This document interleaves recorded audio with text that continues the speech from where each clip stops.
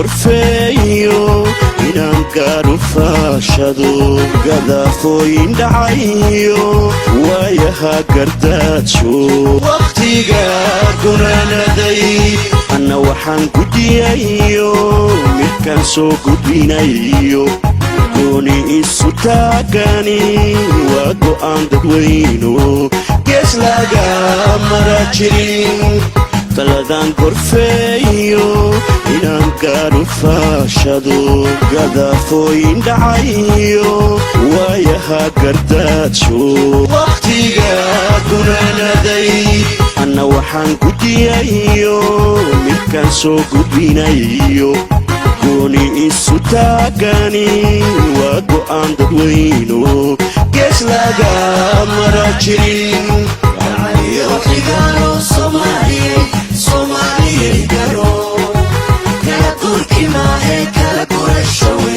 الله الرحمن الرحيم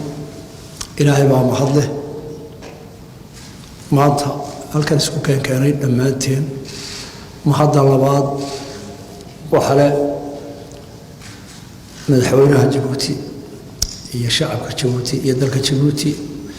oo sodolkii sanadood ee Soomaali burbursanayd inta la daba joogay aqli waxtar iyo dareenka walaaltinimo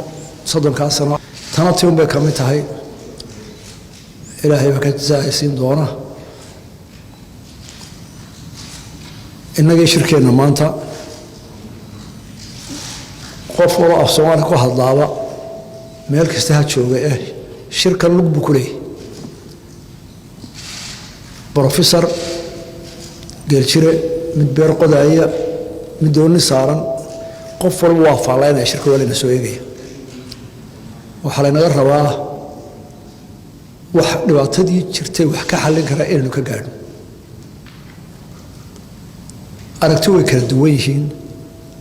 laakiin halkan waxa la isugu yeeray halkan loo yimid dad khilaafsan oo kala fog in ay gaaraan xal ay isku afartaan dad saaxiib ah la isugu yeeray dad kala fog baa la isugu yeeray oo la doonaya dantuna ku khasbayso waqtiguna ku khasbayo inay si waaqici ah oo run ah u helaan xal ku gaaraan taas ay nasaaran qof waliba hadadaaro hadalkana runta hadii aan laga sheegin murug buu galaa run halla isu sheego wixii la tabanaya si adag laga wada hadlo wixii la wada goostay ee lagu heshiiyana run ha laga dhigo hal rumay taas baa inaga soo soconaa xagga yaga waxaan halkan la mid run wixii dhibaato aan sheegno wixii dan inoo wada ma hadanta Soomaaliya qoys maanta Soomaali maxaa u dana qodobka u dana ee ka fursan weynayna waan la nimid walaaladayna waxaan u sheegaynaa si walaaltinimo ah iyaguna waa soo kale waxaan diyaarnahay inaan dhageysano ra'yiga naga duwan kaayaga ka fog inaan dhageysano oo dulqaadkeeda yeelo oo rogrogdaan u nimid idinkana saayis laga ka doonaynaa shalay arintu waxa ahayd madaxweynayaashii waa shiray oo hadlay oo dhageysanay mas'uuliyadii waan soo wareejin guddiga wasaaradda loo soo wareejiyay anaa tilmaantayda waan nidhi halka war hal wada heshiiyo war wax la isla afkarto waa dhamayn maanta waxa la soo eegayaa guddiga farsamo ee halkan ku hadhay inay keento technical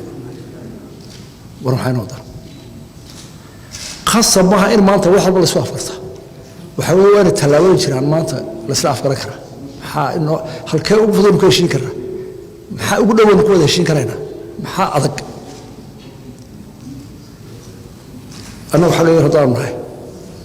إلى حالي ما ناكل الصحة نطلق قاضنا هالكي إنه كي قوينا إنه contribution إنه كتر شركة إنه بوليستو أولو بوليسنو آد بان صوتين آد بان الله وحنوضنا ورب الشركة يا أمد إن السوري سامحال بقولي سكرة أنت يمكن السوري ولا يشين كرة أنت واعدك حالك هذا كرة مركا إذا كانوا واحد ردينا لبدون باتين بيلة هاي تحل بعد سعر مانت waxaa ummadda dhowreysanayso dee halkaan idinkaan isagoo halkaan wada fadhina isaa iyo ilaahay idinkii tala wanaagsan tala suuban halkana waa meel iska barakaysanoo in badan baa guulagu gaadhaa si anugu intaasaa naga dardaarana waana mahadsantiin